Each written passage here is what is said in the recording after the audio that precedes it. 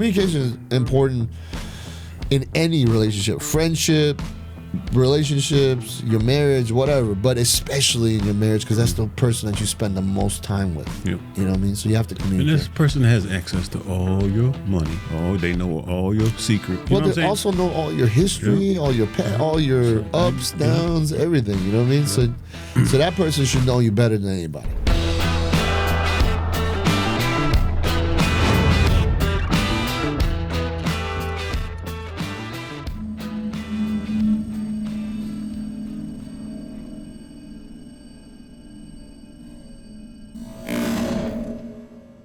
All right, we got our coffees, our tea. Yes. And we're gonna dive right into something we were talking about earlier about, relationships, marriages, how to be, how to keep it healthy, and the give and takes of it. And I think it's something that's very important, and more than ever in the times we live with all the little stipulations and the little things in here and there. But I think it's important to give out the proper information based on our experience. Experience. Yeah, I mean, because between the two of us, bro, I don't think anybody's got. This is definitely an alpha subject. Yeah. I guess it could be a beta subject too, or whatever, sigma, whatever. Yeah. You know all what I'm saying? of them, But all I'm of saying, them. like, it's a subject, from a man's point of view, experience. I've been with Kelly, my wife, since 1992. Right. And the crazy thing about that scenario, from like 88 to 95, I was Diamond, the male dancer. Yeah. Tony, the construction worker. Which is not a dancing thing. But I'm just costume. saying, like, I'm saying, like, I was wearing a lot of hats back then. Right. And then I was trying to be a bodybuilder. Yeah. And so basically a lot of selfishness, from my part. And I'm a giver, but I'm saying in order to excel in any of those, there's a level of selfishness. Yeah. And, I'm raised a preacher's kid. I wasn't even allowed to talk to girls until I was 16. So I was behind the 8 ball as far as knowing women or getting to know women. Yeah. I wasn't shy, but I wasn't outwardly aggressive. In other words, I never had to ask a girl out on a date, but I've never been single. Mm-hmm. Yeah. You know what I'm saying? Like, my parents let me talk to women starting at 16, and I literally have never been single. Yeah. Not even a day. Yeah. Yeah. As far as, you know what I'm saying? Like, well, the options were always there. Yeah, but that's what I'm saying. Yeah. So it's different from, my situation was different. Like I said, I never had to be the aggressor. Yeah. But I attracted a lot of women. I built myself up for that because men are visual. Women aren't visual. No, women are emotional. So, but there's a certain point where even women become visual. Yeah. Where they be like, damn, I ain't never seen that before. Actually, more than ever now, I think it's the visual thing is way up there. Yeah. Like, because women are so much more independent. It's image driven. Yeah. And so, in other words, you could, make it look like it, what I'm saying? You can look like you're rich, or you can look like you're a bad boy, or you can look, but be none of those. Be none of those, You know what I'm saying? And then you can actually be, humble and demure, as they say, and be all of those. Yeah, be all of those, yeah. So,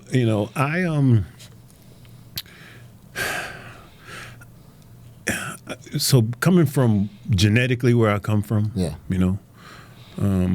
my bio, I'm gonna get into my personal business because that's the only way it'll make sense. We gotta be real. So I never knew my biological father. We didn't have a relationship. I knew he existed, and he was like a legend to me. Like, I heard stories about him. Right. How good looking he was, how smooth ladies he was, man, all that type of shit. So I got all of that from him, and then I added the physique to it. Right. My uncle told me a story about he had got locked up for X amount of months, and he came out of jail all buffed and like jacked, like a Greek god, and all his friends was going all crazy. Right. And one story, because my father, Alvin Freeman, that's who I know as my father, who raised me, who I've been with since I was like 2 years old. He was your actual dad, and he was the man that I wanted to be like. Right. You know what I'm saying? Right. And I heard the stories of my biological father. I did not want to be like him. Yeah, right. And so my whole thing was it was like a battle. You know what I'm saying? Because, as a young man, I was introduced to women, and then then I couldn't talk to women. So as a kid, I was surrounded by women all the time. Yeah. So I knew I liked girls. Yeah. But then I couldn't date none. I couldn't talk to a none on the phone. We didn't even have we got a phone after my 16th birthday. My whole life before that, I thought we was too poor. I thought we couldn't afford a phone. Right. The whole time. Right. And we immediately got a phone. I was just like, what's going on? Who got a raise? So anyway, but long story short, now I realized they were trying to protect me from my potential. My negative potential, not my positive potential. Right. And so... just genetic potential. Yeah, my genetic potential. Right, yeah. Like, it was no, and like I said, I don't need to get all deep into the story, although I could, because it's a good story. I learned... I think you should, man. That I learned details after the fact. So after he passed away, my mom's passed away. Your biological father. Yeah, my biological father passed away. My mom's passed away. So now there's things that I know that I never knew. Never knew before. And so it's really a trip. Yeah. But I remember when I first got with Kelly, I knew she was different. Yeah. I couldn't really put she wasn't the most beautiful. She wasn't the most this, that, or she was just, it's so funny how words have so much power. Right. So I just did our set at Club Excess. You know what I'm saying? I think that weekend. Boy, you taking it back. I know, that weekend we opened up for the 2 Live Crew, or something like that. It was, we opened for 2 Live Crew. We opened for Tony. So imagine male dancers opening up for like a concert, like an R&B concert. So it was off the chain. So anyway, I leave there and I'm going to work and I'm driving my raggedy ass Jetta. So I used to park it in the back of the parking lot, all the way by the street. You know what they call those cars, right? What? They call them Farfignugan. Yeah, exactly. But the proper was fucking grooving. It was very fun to drive, but it was it got stolen like 4 times. I didn't know when I bought the car. I didn't know that Jettas was the highest. Jettas and Toyota Corollas was the most stolen car. I didn't know. Yeah. So my car got stolen. 4 Same times car. They returned it. Yeah. Got it back every time. So like a dumbass, I should have let them total it. But again, that was my first car. I didn't know no better. You're learning. And so anyway, I pull in the parking lot. And you could see the club from it's the old 112. Yeah, I know where it is. Street, I remember Peachtree in Piedmont, where Disco Kroger is. And all that. Yeah. So I pull in parking space and I look down towards the club and it hasn't opened yet. So it's my buddy. He's out front and he's talking to a chick, and I see her and I'm like, damn, I'm married that bitch right yeah, I'm married. You know what I'm saying? There's just that type of stuff that you just say as a man by yourself. Nobody was around. Yeah, right. I was like, that's why I married that bitch. That's like wifey material right there. Right. This is when Mariah Carey was really popular. Oh, so and she looked like Mariah Carey with a better body. I was just like, oh shit. So I go in the club. And that night, like I said, I just finished opening the set. So that night I had on some Hill Figure. Remember Hill Figure? Yeah. Overalls. Oh, white. That's it. No shirt, nothing. No shirt. Tommy Hilfiger overalls. I remember those. Jacked out of my mind. Oiled. Greased up with the long ponytail. Right. And I go in the club and I'm just like, I see my boy and I was just like, yo, man, I seen this chick. Who's that? I'm looking for blah, blah, blah, right? And so just as I'm telling him, I look and she's coming down the steps. And so I do like this and I elbow. That's her. And then I turn back around and she's like literally right in my grill. She's 5'3". Yeah. So she's like right here, 6 inches away from me. I'm like, and she was like, who are you supposed to be? Full Force? And I was just like, and to be honest with you, if you Google Full Force, you're like, let me see. I had the hairstyle, the earrings, the whole nine. It was Full Force. And so instantly I was like, damn. Right? And so, she's at the club with another dude and her sister. Oh. Right? And so I'm just like, whatever. And so that night, she was like, I had my car in the parking lot, but she was like, she wanted to take me home. Yeah. Right? And so she had a Fiero. And you know how small those are. Dude, so I'm sitting in the front seat with her sister on my lap. Yes. And we drove to my house, right? And so you gotta understand, like I done went through this whole scenario in my head. So when we got to the house, I got out the car, told her sister to get back in, closed the door. I said, all right, I'll see you later. She was trying to find a place to park. I'm like, nope, go home. So she's trying to park. She's I was like, go home. I was like, nope. I was like, go home. She was like, why? I was like, just go home. I'll talk to you later. Trust me. Yeah. Trust me, go home. Because I didn't want to put her on that list. Right. You know what I'm saying? Like at the time, she was different. At the time, I had a baker's dozen. You know what I'm saying? Like I wasn't. Yeah. I was diamond. You know what I'm saying? Yeah. And but I actually liked her. Yeah. On my own. You didn't want her to be in that You know what I'm category. saying? She wasn't one of the people the fans at the club, none of the groupies, you know what I'm saying? Yeah. So I liked her on my own. I didn't know if she liked me or not. And so she came to the house the next day. I saw her. So we literally been together since Who You Supposed to Be Fool For Us, like literally. And that's beautiful. Right. And that was 1992. She keeps saying it's 91. I'm like, no, it's 92. And the only reason I know is because that was the first year I was supposed to do the junior nationals and I didn't. Yeah. And so I met her. Like, just go with 91. Yeah. Yeah. You're right. You know what I mean? Just go with 91. It's better. So anyway, in the beginning it was like 95% physical. Right. But I actually liked her, but I didn't really know how to be with one woman. Like what that meant. Yeah. You know what I'm saying? Yeah. So I sat her down and I was like, look, I really like you. Yeah. And I see that you got that look in your eye. I said, but I'm not a one-woman man. Yeah. I'm like, I don't really know how to do that. Yeah.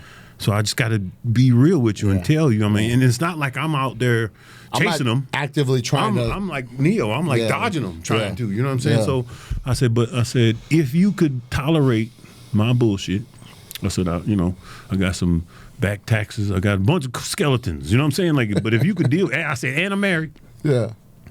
But we divorced, we separated, whatever, blah blah blah. I laid it all out that, and she was cool with it. Yeah. And me and Kelly, we dated or was boyfriend and girlfriend for 17 years before we got married. Yeah. A lot of people don't know that. A lot of people say, "Oh, you a bum," but I'm like, but I told her day one that I'm not trying to do this again. Yeah. You know what I'm saying? So People can't judge you based because they don't know everything. No, man, I don't really. Yeah, I know you don't can judge me all they can judge me all they want, but I'm saying like most people aren't transparent up front. No. I gave her an option. I gave her an out, and she was cool with it. You know what I'm saying? Yeah. And so we were able to work through all my drama, and one by one, I stopped messing with other chicks. Yeah. You know what I'm saying? And it took a minute, but eventually I got to the point where I just wanted to do right by her. Right. And, so we got married. We got married in 2008. Yeah. Antonio was born in 2003. Yeah. So I still was like on the fence. Right. Even though commit. Antonio you know what I'm saying? Here, it is what it is, bro. Yeah. And so I'm saying all this because at the end when I did make the decision to be monogamous, I realized that all my promiscuity or whatever was not me. Yeah. It was the evil low vibration energy that I was harboring, that I collected from being diamond. And you know what I'm saying? Man, people don't realize how when you're in that position, because I was a Chippendale. Yeah. When you're in that position, you get a taste of like what like these rock stars get and shit like that. Because when you're on that stage, it's like it's so people don't understand that we have this physical world that everybody knows, and then we have this spiritual world that a lot of people know, but a lot of people don't. And what you don't understand, energy and frequency. Everything comes from sound and frequency. We were created from let there be light. That's sound and frequency, vibration. You know what I'm saying? So you attract what you're vibrating, right? And so there's we could call them demons. I don't like that. A lot of people can't really handle that. But it's evil energy, low frequency, low vibration, whatever it is. It's dark. Negative. It's dark and negative. Yeah. And it will cause you, allow you, or whatever you want to call it, to be promiscuous, to be an addict of sorts. It could be drugs, it could be sex, it could be porn, it could be whatever. It could be anything. But you weren't born like that. No. You acquired that somewhere in your journey. And it can become permanent because if you never exercise it, then it rides with you. It's a parasite. Yeah. It's what I'm saying? Mm-hmm. And so you either have parasites or you are a parasite. Yeah. Most people are both. Yeah. Most people have parasites and they are a parasite. And I'm not even saying it in a negative, insulting way. Yeah. The definition of a parasite is an organism that requires a host to thrive. Right. You know what I'm saying? It doesn't have to have it can exist without the host, but it requires a host to thrive. And so just think about your life, you know, from till you leave home, you're a parasite of your parents. While you're in your mom's womb, you're a parasite. You know what I'm saying? Yeah. But in reality, it's not a negative thing. It's just, this is required for me to survive. Once I get to a certain point, I don't need that. Right. And now being a parasite, it becomes a choice. Yeah. So, you know what I'm saying? So now, you know, you got a lot of people who are moochers, takers, and, you know, they're not, you know, putting into society. You know what I'm saying? They're destroying and all that type of stuff. And so in order to cleanse your spirit, you have to repent. And I'm not talking about going to church and getting baptized. I'm talking about repentance. That real definition is to change your way of thinking. And so now, once you change your way of thinking, you can start to merge towards the light. Right. You know what I'm saying? Right. And you don't really, and I'm not against religion, nothing like that. You don't need religion to be spiritual. Yeah. Right? Yeah. So you probably should be spiritual first so you can choose the religion properly instead of just being influenced by whoever told it to you, your parents or whatever. Most people, you know, they got introduced to the church when they was a kid, and then they throw all that guilt on you. Oh, this is a sin, you know. And then sin is really just coming up short. Yeah. That means this is the goal and I didn't make it. Yeah. So that's a sin. Anything that's like that negative, I come short of the glory of God, that's a sin. So when you know better and you don't do better, now that's another level of that. Now you're transgressing, right? And then when you create the evil within you, so in other words, I'm the source, and then that's iniquity. So all three of those levels, everybody sins, but the other two are more of a choice. Well, it's a choice, yeah. And so most people that do that, they know better, and they're doing it because, you know, this is my body. I can do whatever I want. And that's true. Yeah. But you weren't born like that. You harbored that negative energy, that your opinion about this, that, and the other. That's secondary knowledge. You got that from somewhere else, and then you made it primary knowledge. You made it a part of your existence and what you do. So when you decide that's not what you want, when I decided I wanted to be with only her, it wasn't. It was like a choice. Yeah. Am I still attracted to other women? Of course. There's a lot of gorgeous, you know, women out there, and I'm not going to be like, there's no shortage. Okay. You know what I'm saying? Like, but I can control myself. I can not indulge. I cannot partake. Yeah. I can choose. Yeah, choose. Yeah. And where before I almost felt like I had no choice. Like, you know what I'm saying? She's pretty. I'm diamond. I'm a god. I'm supposed to. That's what I'm supposed to do. Bring me all the bitches. Right. You know what I'm saying? Like that's the kind of attitude that I had about it. You know what I'm saying? Like I literally felt like a god among men. And now, like I said, once I realized what I was really doing, you know, I repented. And like I said, it's not easy, but man, I don't want to be that dude no more. Yeah. You know what I'm saying? You don't want to do it anymore. No, I don't. I have no desire. I literally, you know, I said to prayer, I said, Father, remove this from my flesh. Because if you don't, I'm going to be right back on my knees asking for forgiveness for the same thing. I mean, how many times your kid going to do something, the same exact thing before you knock them upside? You know what I'm saying? Like, what are you doing? Yeah, exactly. So, you know, we have to, you know, understand this whole existence. There's levels to it. And most of us wake up, you know, willy-nilly. We go through our days. We're not connected to our spiritual self. We're being guided and directed by evil demonic spirits that's telling you to, you know, go do all those things that you wouldn't do unless you was. Why would you not get it? She wants to give it to you. Exactly. Take it. Exactly. Yeah, that's how it is, man. And for me, it was kind of, you know, we weren't in the club. But I'll tell you, my story is crazy as hell because, so I went and did a TV show, right, on VH1. It was a dating show, but it was, you know, it was a reality show, but not really a reality show. You know how all those goes.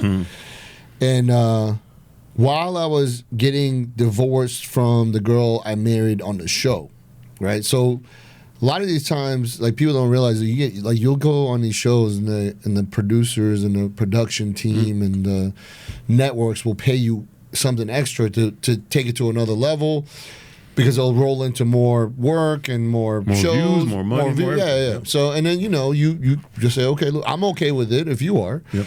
And then you make an agreement and you say, okay, cool, let's do it. And then once it's all done, we get an annulment and we move on separate ways, right? So that was my story. I did that. And the time I did that, I was running clubs here in Atlanta. I had my personal training business, and then I had my Chippendale business that I would fly out to Vegas and do Chippendale shows. And so I went and did that show. My agent called me one day and said, "Look, there's a show. It's on VH1. This is the synopsis. Go out there and do the thing and blah, blah, blah." So I went and did it. While I was out there filming, they said on the finale, you can propose or you can, make it a little bit more subtle, give a promise ring, right? They were like, if you proposed, we'll cut you this check and you're going to get more shows out of it, like these other shows out of it. So I was like, okay, cool. Well, shit. I mean, I'm down with that. Because that's all, at the time, that's all I was doing. Right. So I wasn't like trying to get married. Especially at that time in my life, I was like, I'm never going to get married, basically. Because I had given up, being in that environment, you don't find marriage material. No. Not in the clubs, not in the personal training.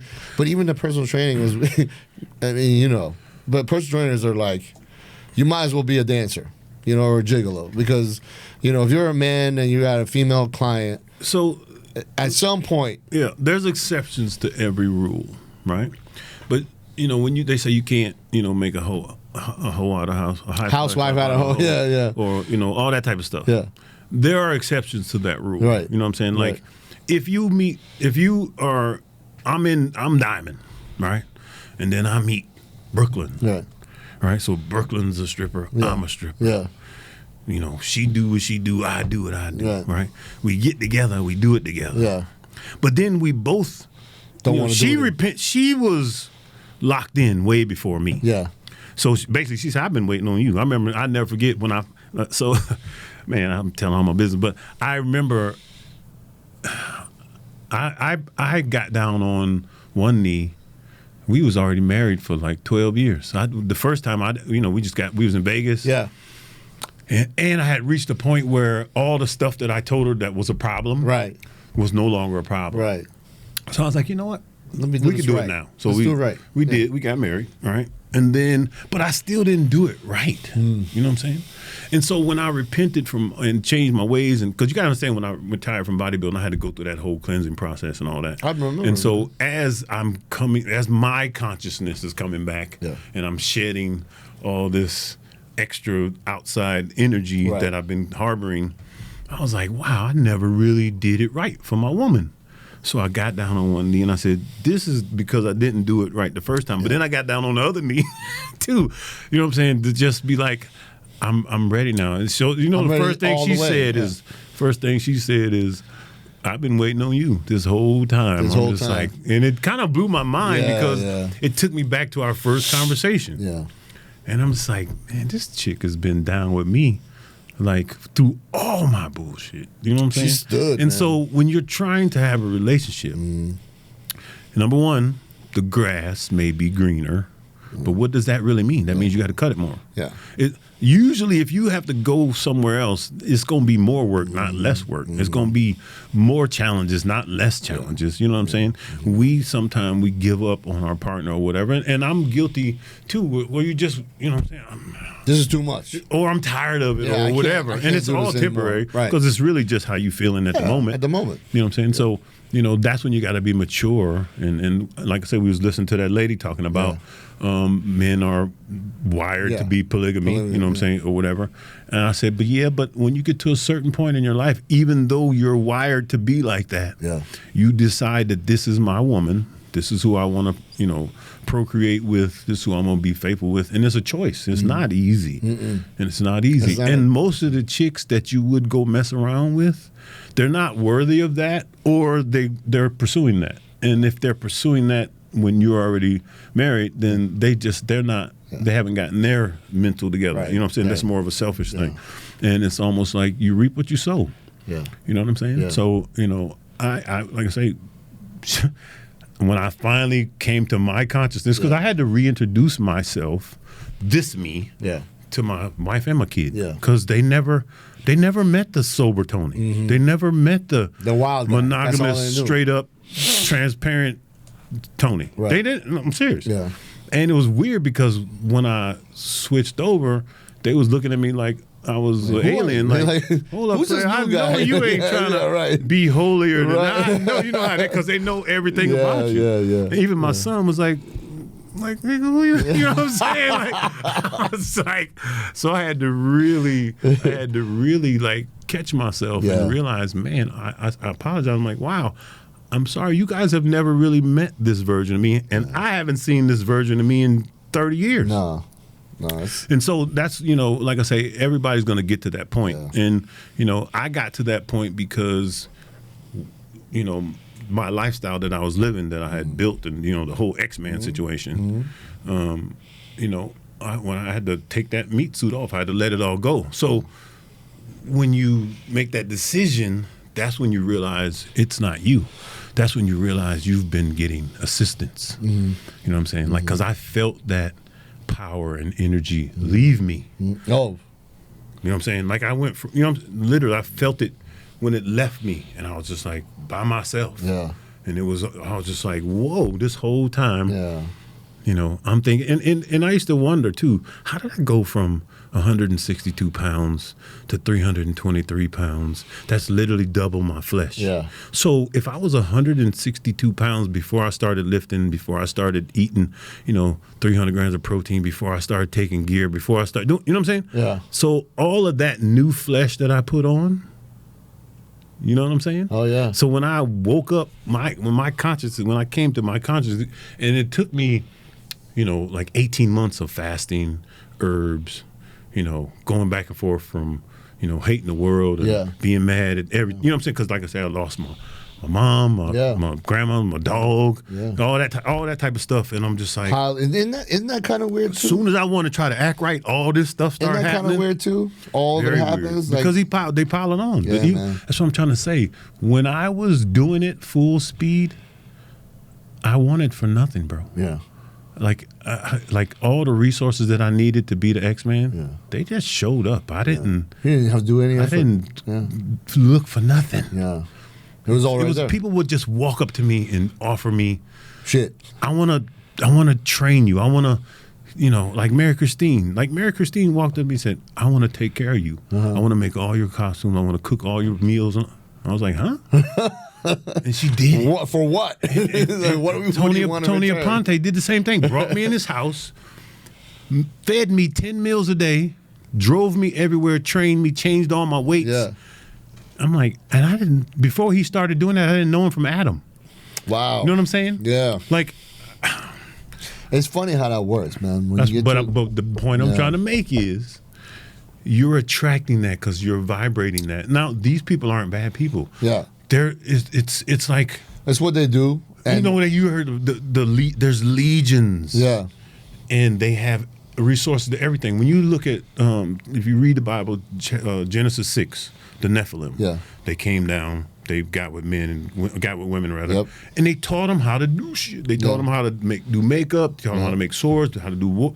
That's what happens. So when you go from some little nobody in Hoboken, and then all of a sudden that ain't you. Yeah. That ain't you. Yeah.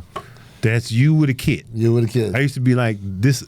Think about it, bro. I put on I doubled my flesh. A whole nother person. Yeah. And so when my consciousness came back, I was just like, oh my goodness, what was that? Yeah. Because when you're born, you're 90% human and about 10% microbiome, right? Then you get your mom's microbiome. If you go through the birth canal, you get breast milk, you get some more. And then when you're one, you get some more. You know what I'm saying? Like all your life. Yeah. So when you become an adult, by the time you become an adult, you're probably only like 65% human.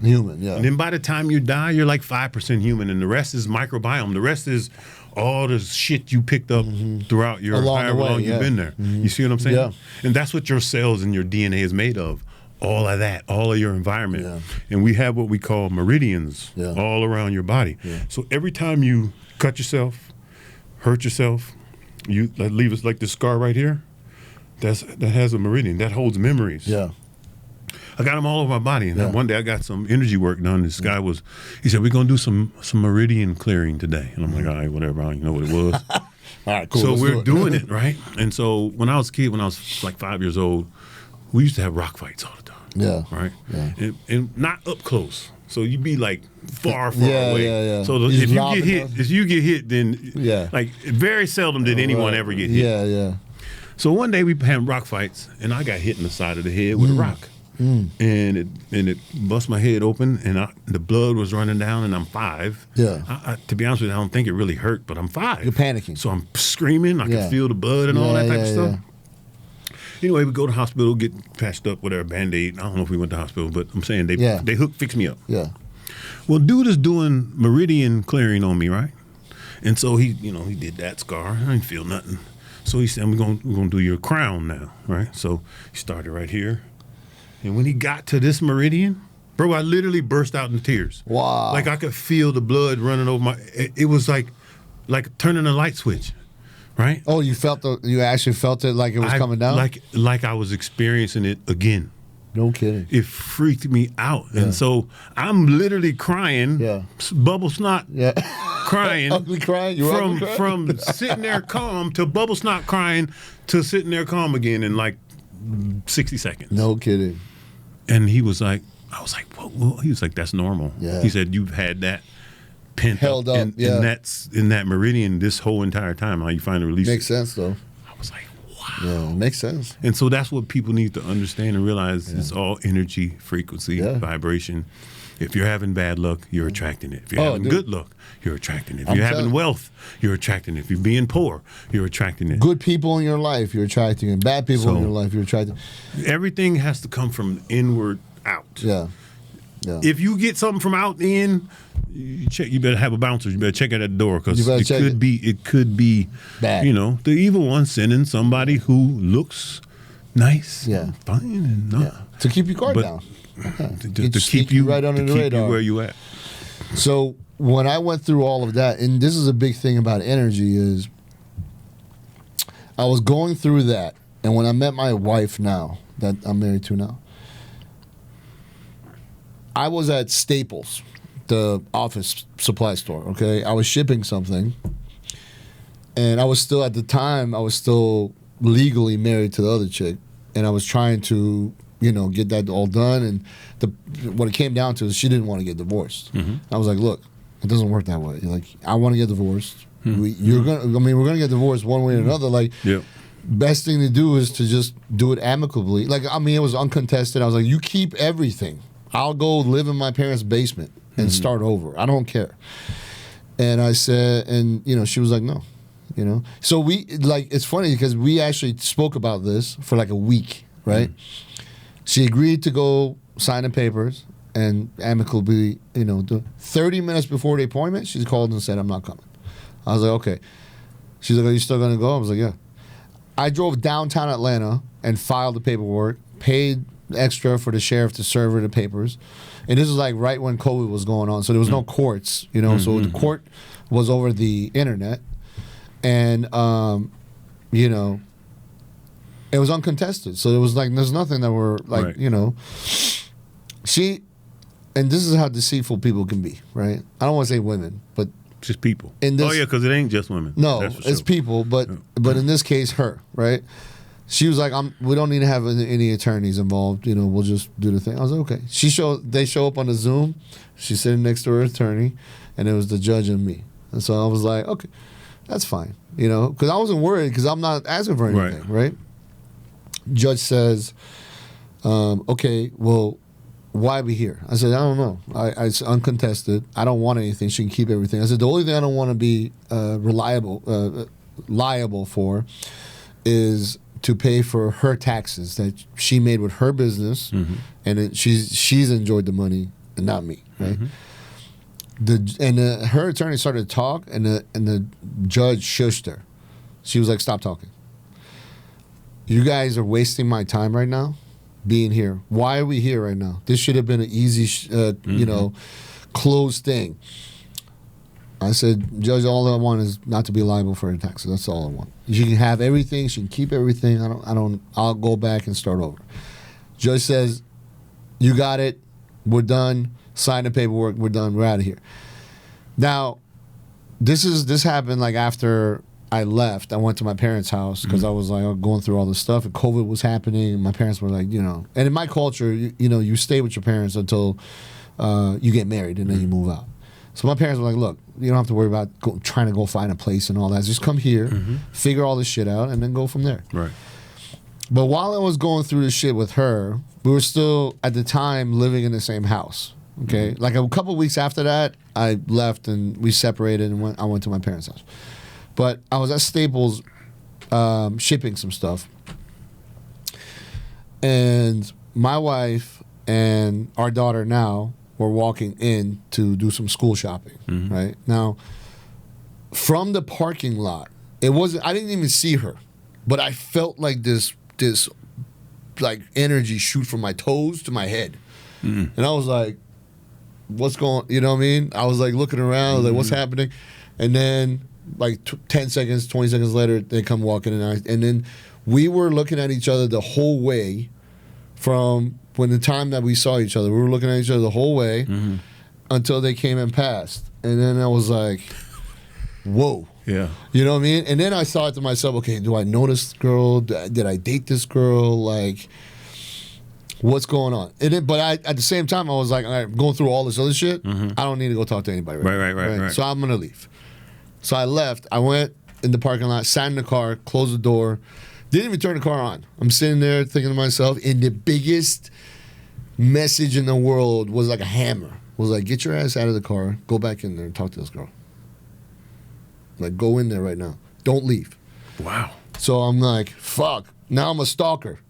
Now I left, sit in my car, and now this message wants me to go inside and talk to this woman. I'm like, all right, I'm going to go in, but if it's like weird, I'm going to leave. I'm not going to make it weird. And I'm not going to lie. I'm not going to say anything. I'm not going to get her number. Right. I'm just going to talk, say hello. That's it. So I go in. Now, remember, she's with our daughter now. Our daughter was 9 years old. And so they're in this aisle. They're looking at like school supplies on this side. And I come down this aisle and I'm looking this way and they're looking this way. Okay? And I'm looking at folders, Tony. And I'm literally looking at folders. I'm like, it's not even something cool for me to look at. Like, it's not iPads or something I can mess with. It's nice 3-ring. Folders, man. Fucking folders. So I'm like looking at it. And I'm like, this is so bad. You got to get out of here. This is weird. You're gonna scare these, two ladies. And as I'm getting ready to leave, our daughter is trying to reach for something off the shelf and pulls the entire shelf off the wall. Wow. So I run over there, grab the shelf, save the day, put this shelf. I'm like, you guys okay? Everything is okay? She broke the ice. Yeah. Our daughter broke the ice. Appreciate that. Yeah. So we stood in that aisle, man, and talked for like 2 hours. Like literally, we just talked about everything in 2 hours, right? Wow. I still had my ring on. I didn't lie. I told her I was married. I wasn't going to tell her the whole story. Right. I got married on a TV show. And I'm like, it sounds so fake. I'm not even going to say any of that. Right. I was like, I'm married. Very nice to meet you guys. We talked for like 2 hours. Right. Shook their hands. Very nice to meet you guys. Didn't get her number. Didn't give her my number.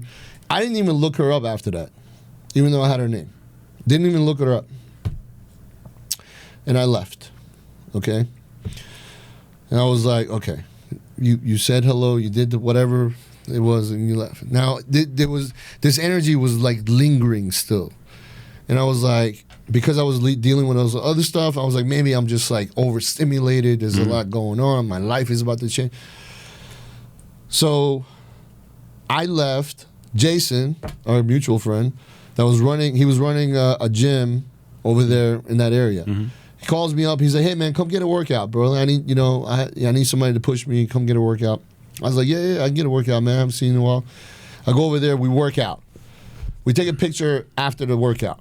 He puts it on his Facebook. Then we go to work out again the following day. And he's like, hey, listen, you remember that picture I put? One of our members said that they just met you. And I was like, oh, no.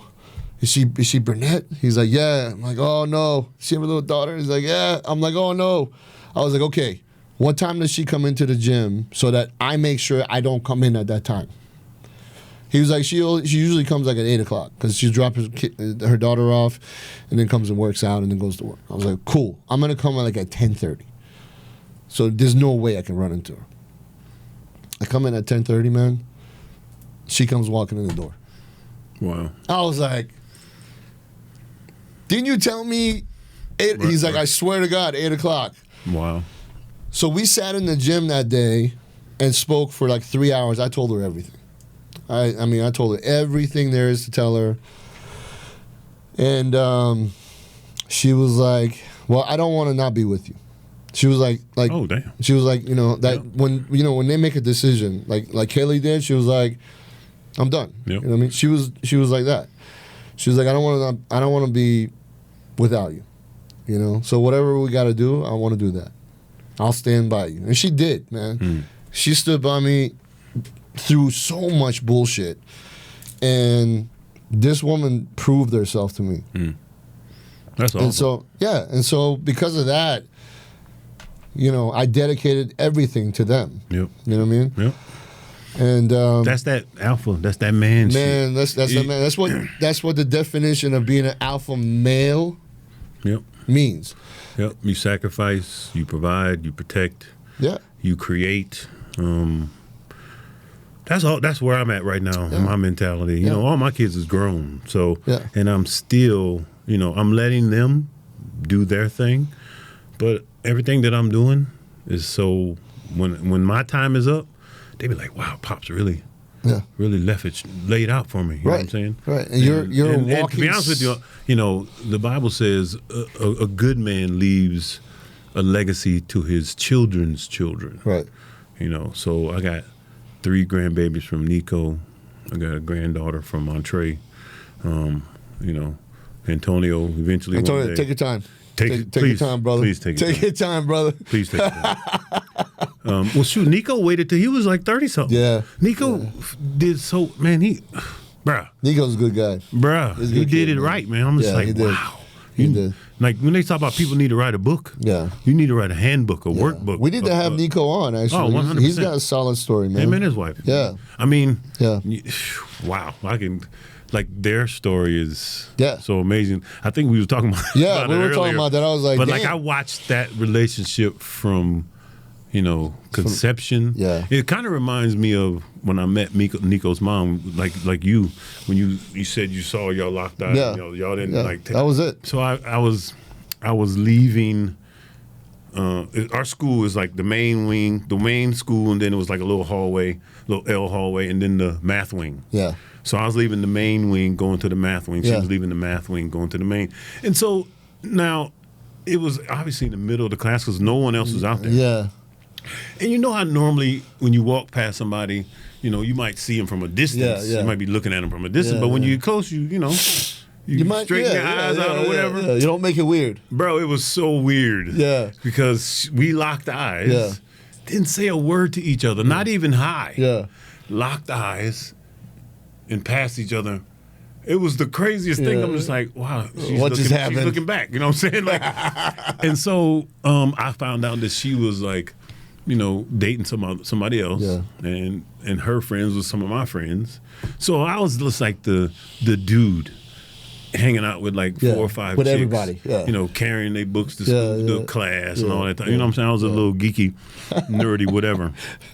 And so me and her used to talk on the phone all the time, but I never, never tried to be her man or nothing like that. We always talk about her other boyfriend. It was kind of like famous in the city. Oh. So I was just like, I ain't got no chance. You're like, no, it's all right. I'll just hang So I leave Savannah, and like 2 years later, I'm so crazy about it. I'm writing her love letters. Really? While I'm all in college. When I left college, I had a suitcase full of poems. That you used to write her? Yeah, I used to write for her. Like, she was the inspiration for most of them. No shit. Yeah. And this is Nico's mom. Nico's mom, okay. And then she's like, I'm about to graduate, come to my graduation. So I go to Savannah. I see her. And pretty much that was it. That was it. And we were good together. I just think we was just too young. Yeah. And it was more like a friendship. Like, we're still cool in the fan, you know what I'm saying? Like, and I think our purpose together was to bring Nico into this world. I mean, you know what I'm saying? Like, to make Nico. Yeah. I just, because we did a great job with him. Yeah. And I can't even imagine not going through that so he could be here. And that's, you never know. You can't, and it's a good thing we can't see the future. Yeah. But I learned so much from that relationship, had an amazing kid. But when that was over, I just wanted to be, wow, because like I told you, I never had been single. Yeah. And I still don't know what it's like. I still don't know what it's like. And this nowadays, I'd be terrified if something. Dude, my mom passed away, and my dad was by himself. Yeah. And I was just like, so that put it in perspective for me. I was just like, ooh, I wouldn't want to start over or try to find someone else and build a whole nother situation. It's so different now. Finding a right person. It's so different now. Like so tough. I'm like terrified for a lot of people. Yeah. On both sides, men and women. Yeah, it's not because when I watch a lot of podcasts, and they have a lot of guys on there talking, like Andrew Tate. There's a couple other dudes who are talking about man stuff, and then they have women on there, and then the women's perspective of what they're looking for. They want, tall, dark, and handsome, rich, blah, blah, blah, blah, blah. So in other words, they have standards. They won't talk to a guy that don't make less than 100,000 and all these things. But then they get upset with us when we like, whatever. 36, 24, 36, whatever it is. We don't want, And I'm just like, man, life and relationships is really not about that. It's not, man. It's not about that. It's a weird thing. Who is the one that's going to feed you soup when you can't eat? When I had COVID for 24 days, 25 days. And she, you know what I'm saying? She was having to feed me like a baby. Yeah. You know what I'm saying? Somebody wash your nasty drawers and pick up all your stuff, and you know what I'm saying? Like that, people don't really think about that type of stuff. You don't think about it. If you get with somebody and you don't have that, that can ruin it all. Yeah. When you find out how somebody lives and all that type of stuff. There's a lot to it, man. It's not just one thing. The initial part is all the fun stuff, right? Initially meeting, and then the first time you kiss, and the first time you have sex and all that stuff. Yeah, that's all the fun stuff. What happens after that, though? Right, the meat and potatoes. Right. Then the now you got to eat the broccoli, doggone it. But the depth of the relationship comes up, right? And then now you're like, okay, wow, this is not what I expected. You know what I mean? I expected different. Yeah. And that's how and after we talked, man, this woman stood by me through all of that shit. And I'll tell you this, man, the inspiration for this, what we're talking about right now, is we had date night last night. And we talked about all this stuff, and I was explaining to her what a real man is supposed to do. Right. You know what I mean? And she has a very, very close relationship with her father. Rest in peace, he passed away this year. But, her relationship with her father is one of those things that really stood out at the beginning. Because if a girl is real tight with her father, that means she don't have daddy issues, right? Yeah, you know what I mean. Cool. I mean, there's situations where it's better for the girl not to have a relationship with the father because the father is not going to give her anything positive, which is the case for our daughter. But for her, that was one of the things that stood out, like right off the bat, is how close she was to her father, and I was like, that's really something that you look at and you admire. Right. You know what I mean? So Kelly didn't have a relationship with her father or mother.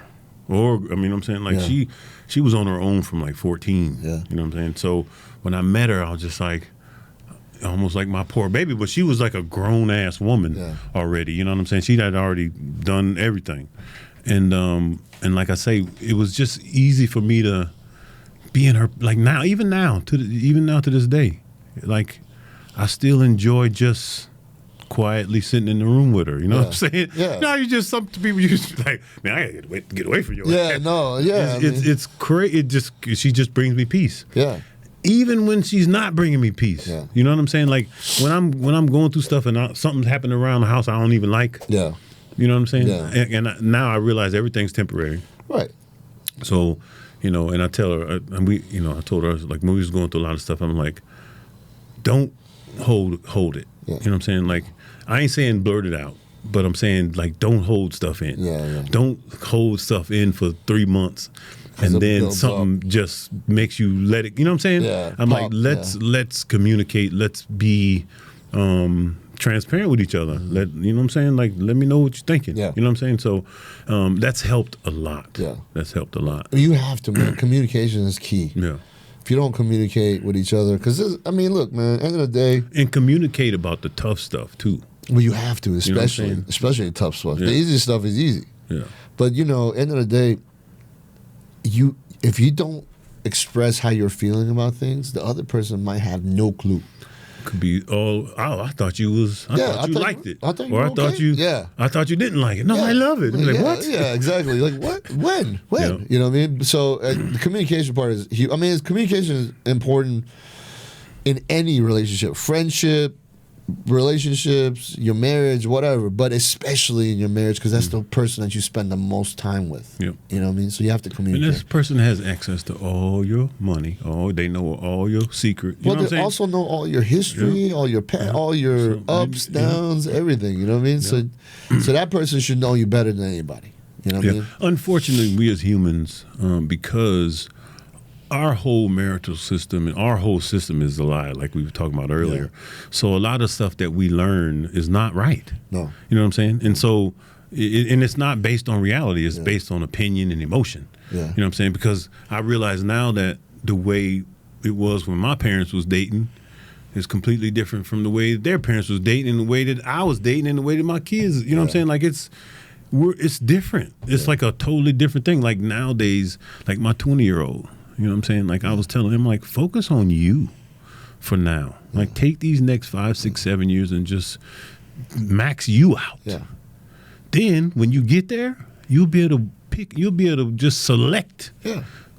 Exactly what you want. Because you actually know what you want. You'll be able to write it down on a piece of paper and know it when you see it. Yeah. You know what I'm saying? Plus, but if you ain't got know your what shit you together, want. if you but I'm saying that's how you find out what you want. Yeah. By being who you want to be. Yeah.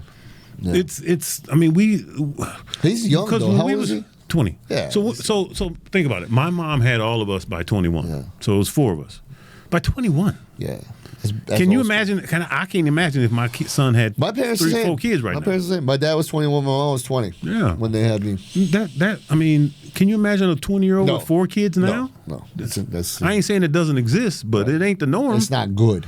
It is not the norm. No. And back in the day, that was the norm. Yeah. That was the norm. Well, a lot of things changed back in the day. It was a lot, everything. Yeah. You know what I mean? Like, nowadays, if you say any of the things that were going on back then, you're either misogynistic or toxic or, you're I don't buy into that stuff. I listen to the wokeness and all that, and I'm just like, you guys are just making shit up. Yeah. That's not reality. No. You're making shit up. So, whatever. Go over there with that shit. Yeah. I mean, they throw, like, it's so crazy that people will hear something and then they'll repeat it not knowing what it actually means. Of course. Like, they don't even stop to go, okay, wait a minute. If I'm calling Tony a toxic person, or, he portrays toxic masculinity, what is it? What am I even saying? I'm just saying he drops the weights too hard when he's lifting. You know what I mean? Like, they don't even. He doesn't say, excuse me? Yeah, you know what I mean? Like, it's like, what does that actually mean? People don't even realize, like, that term wasn't even referred to men versus women. So, wait till your daddy get home. That would be toxic masculinity. Oh, yeah. You know what I'm saying? Oh, yeah. I'm gonna wait till your daddy get home. Yeah, wait till I tell him what does that mean? It means when your daddy get home, you're gonna get your ass whooped or get disciplined. Yeah. That would be a negative thing. You're not allowed to do that. That would be a negative thing now. You can't. So. You can't. The kids are suing their parents for that nowadays, which is fucking insane, man. Bro, I wouldn't even think that. Would you even think that back in the day? Huh? I would just get my ass whooped and I'm like, yeah, I deserve that shit. Bro, I just imagine the whooping and just let that thought go. Yeah. Yeah, I mean, but the thing is, like, you're getting an ass whooping because you did something wrong. Like, you didn't. They weren't just passing them out random. Yeah, it's like, I know what I did. The punishment for doing fucked up, messed up stuff was getting your ass whooped. Yeah. Because they removed the ass whoopings. Guess what? Yeah. Jokers don't even know they messing up. It's like they don't even realize they doing wrong. They just doing whatever the hell they want.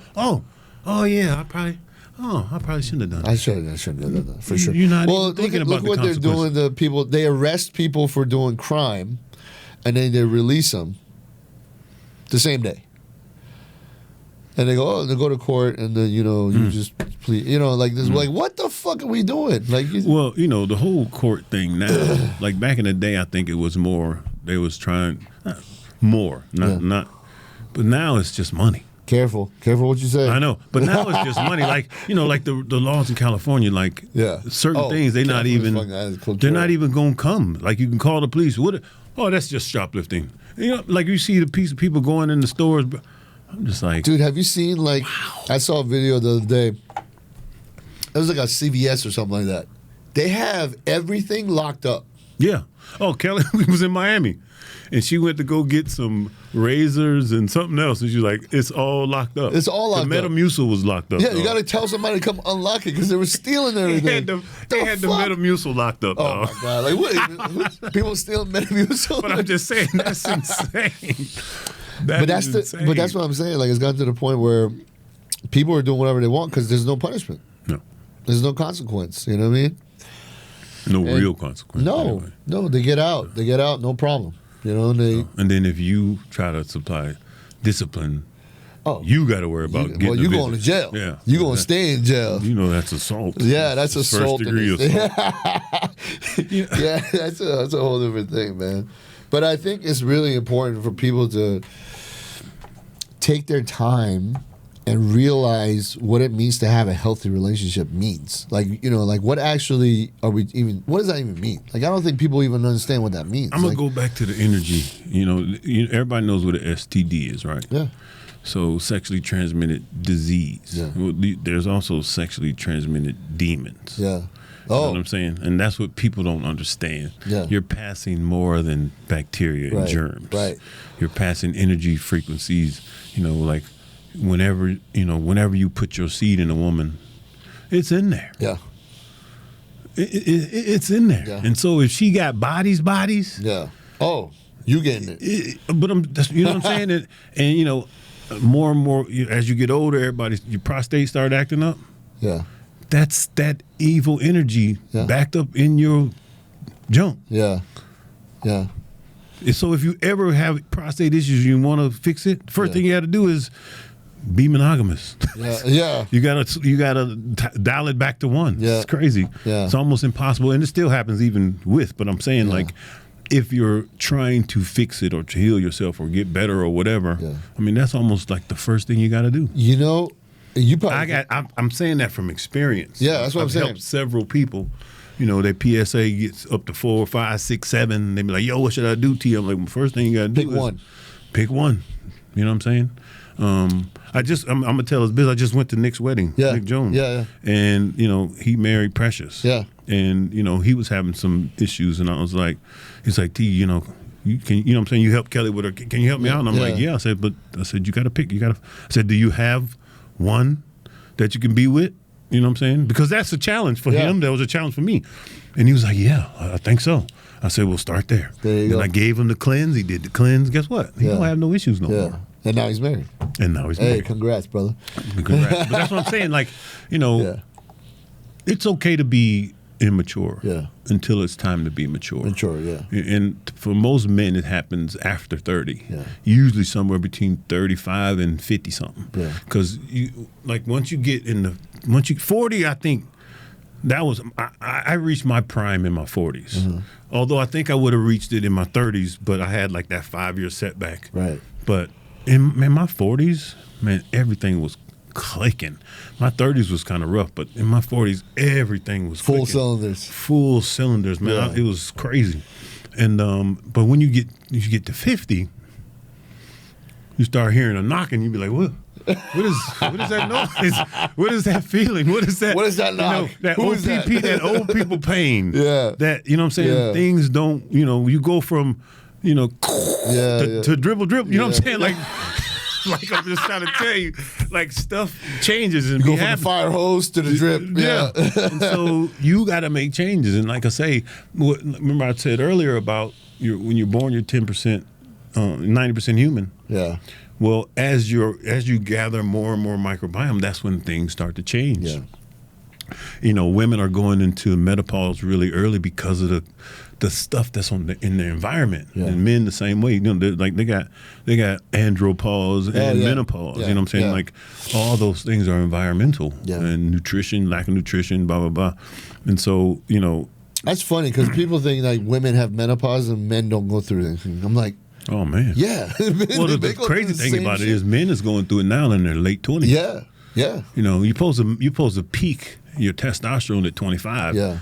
So you got people who at 25 their testosterone is how many 100. people, with our other business, how many people do we see labs from and they're in their 20s and their testosterone levels are the same as somebody who was like in their 40s. Mm-hmm. You're like, it's environmental. Yeah. Well, you have to understand the human body is designed to toil, to work.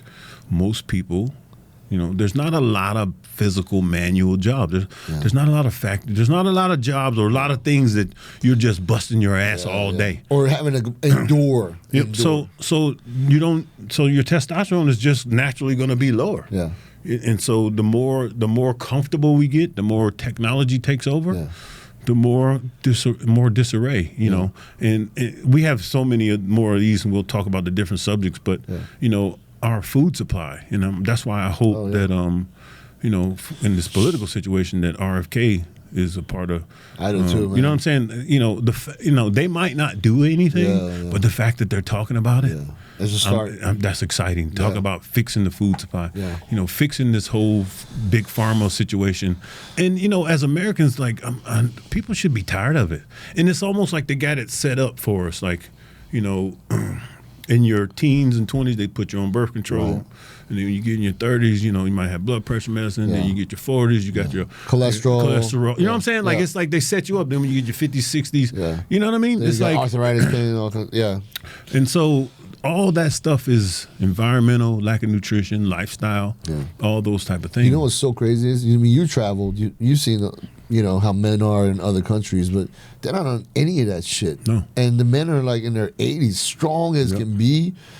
You know what I mean? Testosterons are high, because they grow everything. Yeah. Well, like I say, they're not as comfortable as we are over here. No. And that's another thing, too. Now, America might need a jolt of that, but if people are used to being extremely comfortable, not having to really sweat. I mean, think about it. Like, I got two 20-year-old men. Yeah. But if I ask them to go do something that's going to make them sweat, you know what I'm saying? Like, go cut the grass or go, you know what I'm saying? Like, that's like beneath them almost. Like, no, I'll pay the guy to come do it. You see what I'm saying? And no, you gonna do it. Because that's what I do. I literally, this morning, my lawn guys out there, I'm like, I should make these jokers get up and go do it. I was doing it myself until I got that last respiratory infection. Dude, I was like, I ain't messing with that grass. My father could always, manage all that himself. But he would make me do it. And at the time, I'd be pissed off out there because we had this one house that had a big ass fucking yard. It was so big, people would come play football there. Right. It was like a field. All right. And it wasn't like even the lawnmowers have changed. They push themselves. Yep. You're not pushing shit. All you gotta do is point it. It's really, I actually was doing it myself because I was actually enjoying it. Yeah. I was like, damn, I'm actually paying people. I actually like this. I went and bought the little weed eater and all that.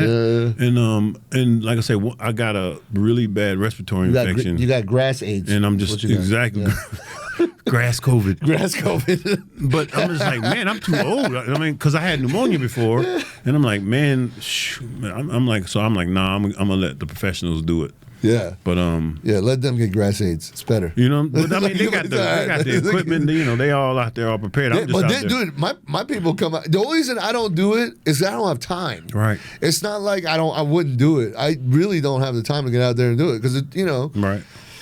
But they'll come out there, man. They're fully loaded, man. Yeah, they're done in 20 minutes. Their fucking mask on and shit. They're fucking out there. They're done in 20 minutes from start to finish. Dude, it's like it's so quick. There's no. I mean, they knock it out. They knock it out. I don't like being comfortable though. I don't like it. I don't enjoy when I don't have a task, or like something difficult to deal with. You're vibrating on the right frequency. Yeah. Because it's easy to just social media, sit around and eat. I mean, in our society now, you literally can live in a recliner. Yeah. You know what I'm saying? Like, other than, and then again, some people might even done retroed it for the toilet. But I'm just saying, there is. You know, minus the how many ever trips you make to the bathroom, you literally could sit on your couch and order food, order stuff, and they order women. Order women. They bring it to your door. Literally can order anything you want, which is ridiculous. And I'm like, and this is just the beginning of it. They haven't even perfected it yet. Dude, we were just at lunch. Robots served us. What the fuck? They haven't even perfected it yet. So I'm just, it's, you know, we, like I say, we are setting ourselves up, and that's what people in America, and I'm talking politics again. Yeah. If you still want to enjoy these pleasures, you better really start opening your eyes and really seeing what's going on. Oh, yeah. Because they don't realize the effects of, you know, unrealized capital gains and all this other stuff that if that really comes true, it's not going to be good. Yeah. Shout out to Patrick Bet-David. He's putting some knowledge out there. Make sure you check him out for sure. The information is available, and that's, like I say, I think a lot of people are too focused on emotions and all this other stuff. But they also try to distract you. You know what I mean? Yeah, they put some dumb shit on TV, and people are like, "Oh, did you see this? Did you see that?" I'm like, "Oh, Diddy." Yeah, Diddy. Diddy. That's not. Yeah, I think that's a whole other podcast, bro. What is going on with that shit, dude? It's so crazy. First of all, he came back and went to New York and started partying again. What the fuck? I'm trying to tell you, bro. It ain't even him. He's just part of it. Whenever he gets to the point where he realizes, oh my goodness, I got to straighten up, and they get up off of him. Well, now what they were saying it was because usually you gotta understand most people end up dead before they get up. But that's what I'm saying. They were saying they were saying that him being in jail is like Epstein being in jail. Yeah, all of a sudden, the cameras are going to become. But if you ever get to the point where you can repent and walk away, and you look back and be like, "Whoa, that's crazy! I can't believe that's me. That's I can't believe crazy." I did that. I mean, when I look at my old pictures, really, I see them. Yeah, I see those demons. Heck yeah, I see them. Yeah. Dude, my wife said something crazy last night. I really resonated. Dude, I didn't sleep last night because of what she said. And when she didn't say anything bad, you know, she actually had something to do. It was complimenting me. She said, you know, and it's funny because as she was telling me this, I was being defensive toward her because I thought she was going to somewhere negative. Mm-hmm. She was actually complimenting me. At the end, I was like, fuck, I'm sorry. I'm such an asshole. You know what I mean? Like, but I admit when I'm wrong. You're her asshole, though. Yeah, I'm like, I'm an asshole, man. My fault. Yeah, exactly. She's like, you're still mine, but yeah. Just like Dennis Quaid said, you know what? Trump is an asshole. Yeah, but he's my asshole. That's right. That's right. But no, she was complimenting. She was like, you know, you got it. So how I took it defensive was that she was like, you have a story, and I thought she was saying like, you got baggage, right. So I took it like in a negative way, and I'm being defensive. And she's like, "If you let me fucking finish," and I'm like, "What?" And she started to finish, and I was like, "God damn it, I'm sorry." You know what I mean? But she was saying like, "Look, you going from this guy who was a Chippendale and a club guy and a TV guy and all this shit, all these women and all this stuff, and now you did a 180, and now you're a family guy. Yep. That's a story. That is a story." Those are the guys, they make the best family guys. Bro. Because you've been on that side. You've been on that side. You've been all the way to the side. As a man, you say, I'm done. Yeah. I'm done with all that. That's what I said when I met her that day, man. I was like, if I ever see this woman again, I'm fucking. I was like, but I was saying it also because I didn't think I would ever see her again. Right. You know what I mean? Oh, that's what I didn't. 2 days later, when I said, damn, I married that bitch, I didn't think I was ever gonna talk to her. She just visually caught. Right. You know, from a distance, and so that was my inner me saying it out loud. Right. You know what you were thinking. That's that right there. Yeah, I'm done. Yeah. That's it. And it's funny because, like I say, I fought it tooth and nail because I realized this is really not gonna do. I'm living with my brother, and he starts dating the manager of the complex we was living in. So he get to move in with her for free. Oh, and so I'm like, I got my own place. I'm like, what am I gonna do? You know what I'm saying? Because he's moving. And so I'm just like, man, I could go live with her. I said, but if I go live with her now, that's it. That's it. We're gonna be together forever. I'm never gonna do it. They was all teasing me. He was like, this. You think this is it for you, homie? It's like, oh, y'all but know also, too. You have to think like, what is better out there? What's better? No. You know what I mean? It's just That's abundance. What I'm trying to say. It's just abundance. There's difference out there, but better. It's not better. You know, again, in my situation, I needed someone to keep me grounded. Yeah. None of them other ones could keep me grounded. They was throwing gas on the fire. Yeah. I literally would go do the Tampa, the Europa, the Olympia, Prague, wherever. The tour, the tour. Yeah, the European tour, Australia. I literally would come back from the tour, 50, 60, 100 grand. I'm all excited. I'm, blah, blah. Hey, could you take out the trash? I mean, I'm saying that's the first thing she say to me. Could you go take the dog? You need to feed the dog, take out the trash, blah, blah, blah. Can you help me fold these clothes up? You know what I'm saying? I'm just like, oh, damn. You're like, I was signing autographs. Right. Man. I literally just signed 1,000 autographs. Now I got to fold up clothes. That was Kelly. But deep down, you like she's like, oh, you won your little championship. Yeah, Thank you. Here's your trophy. Yeah. You want to put next to the other ones. Yeah. Come fold the shit. Bring your trophy if you want. And every time she would do that to me, I should be like, I just love it. I don't. Yeah, you're right. I just love. Right. I mean, that's. I don't know why. She didn't give a fuck. Right. She wanted you for you, not for the trophies or anything. Bro, because now that she really, really showed it. After it was all over. Yeah. And I had like 7 different ways to make money. Yeah. All based around bodybuilding. Right. Then they all went away. Yeah. One by one. And I tell the story a lot, but where it really just hit me like a ton of bricks. I just came back from the gym, I think. And maybe it wasn't even the gym because I think I wasn't even training, but came back and I walked in my garage and my phone vibrated and I looked at it. It says, you have less than $50 in your account.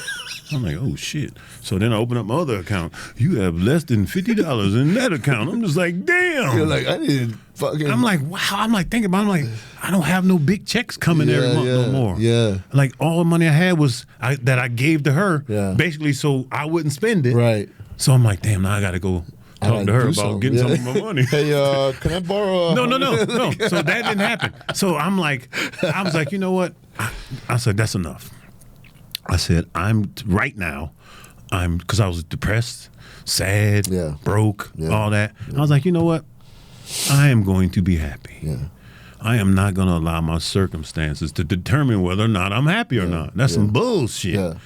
So I instantly just claimed happiness, and nothing had changed. Right. Still nothing. $50 in the Still less than $50 in the account. So the crazy thing about that is, I went in the house and I'm chilling in the living room, and she comes home from work. Now she done been out 15 hours doing sales, grinding. Right. Yeah. So if it wasn't for her, I would have zero. Right. Zero. So I'm sitting in there, we watching TV or something, and my phone goes off, and it's somebody announcing that I was going to be somewhere. Oh. Right? Right? For an event. Like their event. Like a fan event? Well, it was an event for them. Yeah. Oh. Right? But I didn't know about it. Oh. You know what I'm saying? Like it was they using my likeness, my image, promoting their show. You're not getting anything out of it. And I'm not getting nothing out of it. And Kelly's like, how long are you going to keep letting these people do this? Yeah. And I'm like, you think I'm letting? So me and her started yelling at each other. Yeah. Getting into it. Right? Yeah. Frustration. But just emotion. Yeah. So I'm yelling at her, and she's yelling back, because she was right. Every time I would yell something, she would yell back the right answer or whatever. And you're like, God damn it. Right? And so I'm talking to her, and I'm yelling back and forth. But in my mind, I'm having a conveation like, bro, she's fighting for you. She on your team. Yeah. And I just stopped, and I froze, and I said, baby, forgive me, blah, blah, blah. Yeah.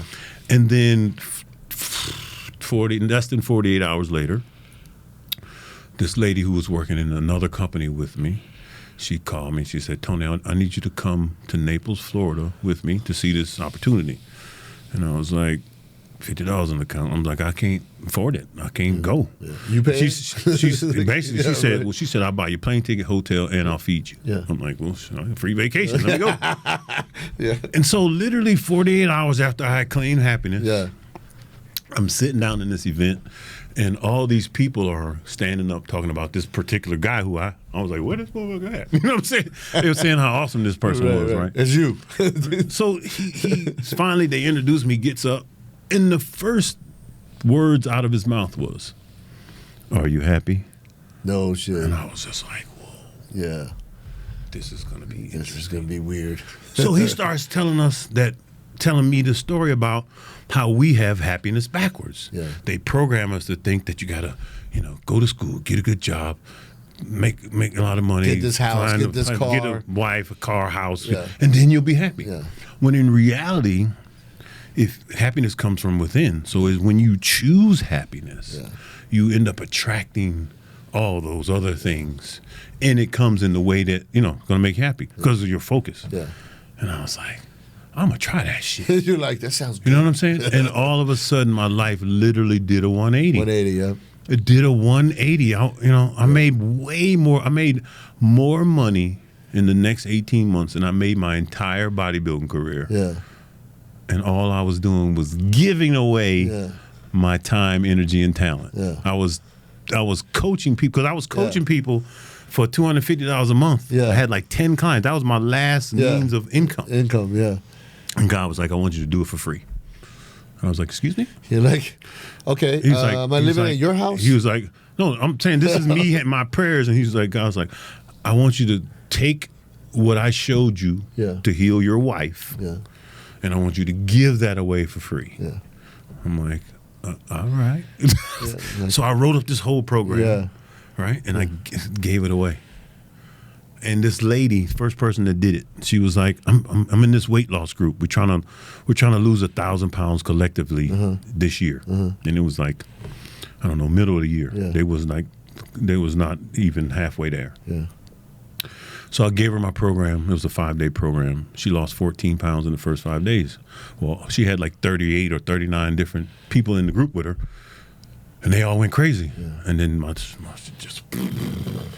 So I'm giving my program away, right? And getting rewarded for it. In the products that I had in the program to do the program, I was getting a little small commission on.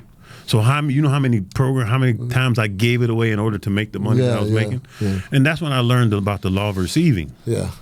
And how, you first have to give. In order to get your check on Friday, what did you give? I gave you 40 hours of my time. Yeah. So you never receive first, then give. You have to give something and then receive. So I started applying that to everything, and I never looked back. Yeah, I never stopped making money. Yeah.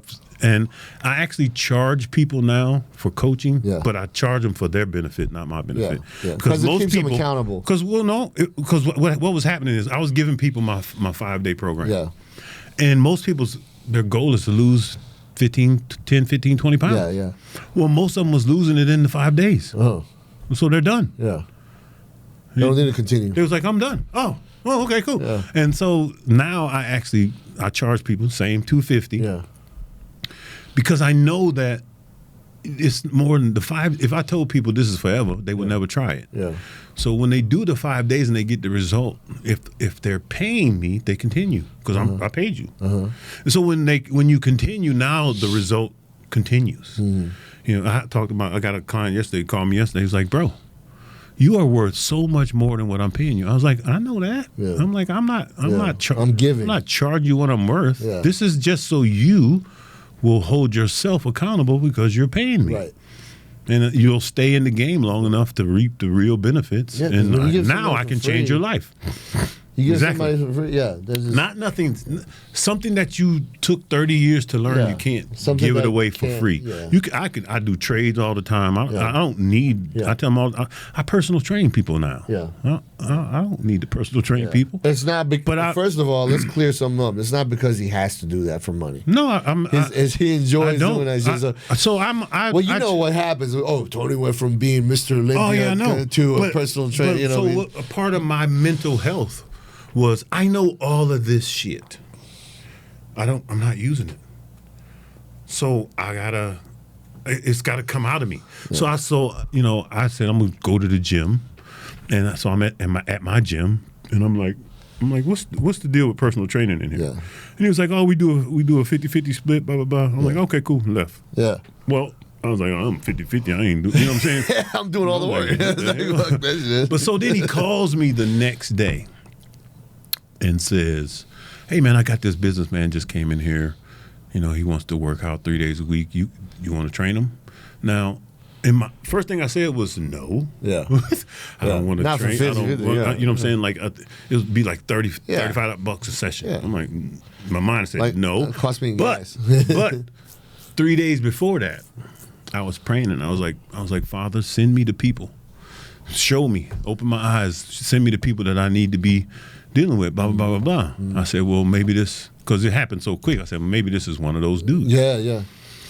So he sends me. I send him a text. He sends me a text. He's like, "You got a resume or something? You can send me." I was like, "Damn, You got a resume? I started to say Google. But I didn't. Google's my resume. I got a little bio. I forwarded it over there. He said, "Oh, that'll do."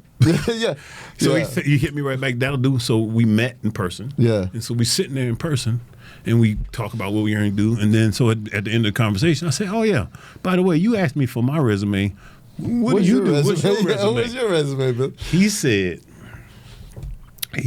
I specialize in helping people become wealthy through real estate investing. And I was like, thank you, Father. Yeah, you're like. I mean, it's literally what I just prayed for. You know what I'm saying? Like, exactly.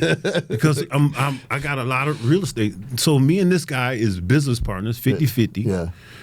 Crazy. It's insane. It's not a coincidence, man. Not a coincidence at all. People say that shit all the time. Not a coincidence at all. But if I had been on my own tip, and said I ain't gonna do nothing for $30 a session, I wouldn't have done it, and I would never know this person, and I wouldn't be 50% owner and all this other stuff. You know what I'm saying? Yeah. So that's why the way that I move now, I pray about stuff, and then if I don't know, I don't move. Yeah. I will sit in the crib for 4 or 5 days and stew over it and find something else to do and then come back to it. Right. Because it has to feel right. Like I said, I want to make sure. And that was busy. Yeah. I had that respiratory infection, threw me off my game. Yep. Then I started saying, woe is me again. Because that victim mentality is what be hurting everybody. Victim mentality. So life is supposed to be hard. Yeah. We had it made in the Garden of Eden, if you believe in that. We ruined that. So now you that was part of the curse. Yeah. You got to sweat. By the sweat of your brow is how you'll if you bust your butt, you'll be rewarded. Yep. If you lazy, that's a curse. If you don't leave a legacy for your kids, that's a curse. So I'm like, once you learn that type of stuff, if you're a real man, you got to do something about it. That's key. Being a real man, you got to do something about it. There's a checklist for being a real man. Yeah. I actually wrote a poem called A Real Man. Yeah? What is it? I'm going to release it soon. Matter of fact, I'm going in the studio on Thursday. You going to release it? Is it a movie? No. It's just like spoken word. I got a bunch of them, but I got about 5 or 6 of them. Because they need that shit. That I wrote when I was traveling all over the world, them long 12, 15-hour flights. Yeah. I wrote one to my kids called Precious Child of Mine. I got A Real Man. I got like 5 or 6 of them. Yeah. So I'm going to go in the studio, and my man is we're going to do some stuff Figure with it out. All right. Yeah. But that's the type of stuff when you get by yourself. Yeah. And you start really trying to dig It's good to be being, by yourself, too, sometimes, because it lets you reflect. This reflection is very, very important. Yeah. Living in I'll gratitude. say this, and we can wrap this one up. End of the day, I believe that not just men or women, but in general, being a good human being should be everyone's goal. And if more people were focused on being the best human being they could possibly be, and we know right and wrong, I think the world would be in a much better place. So that's perfect. And so I'm writing a chapter in this little book. It's like a guide to fitness and weight loss or whatever. And my input is mindset, mobility, and movement. Yeah. Those 3 things are very key in being fit. And what I was trying to tell people is, because most people, they look at social media and they get this whatever. Yeah. You want to try to be fit for me. So in other words, this is in shape for me. You know what I'm saying? You don't have to be trying to be like Derek Lunsford or Andrew Jack or whatever. Yeah. I'm fit for me, which means I'm caring about what I put in my body. I'm moving every day, whether it be jogging, weightlifting, basketball, whatever it is, right? And then I'm putting that all together with my sleep and my mental health, and that's what everyone should be thriving for. And if you did that, you would be happy on the inside. Mm-hmm. You would be happy when you looked in the mirror. Your children will respect you. Mm-hmm. Your spouse will. All that comes with that. It all comes with that. So that's my little 2 cents before we close it out. That's good 2 cents, man. As always, my brother. Good thing. Another one in the books, and we're gonna keep spreading this knowledge because it's important. The next 2 episodes, we're gonna have some guests on, so it's gonna be fun. Cool. I'm looking forward to that. To pick some brains and see what they think. Exactly. You know what I mean? Because it's important. Very important. When you expand. Oh yeah, time to expand. All right. See you guys on the next one. Love you. Go subscribe. God damn it. Love you guys.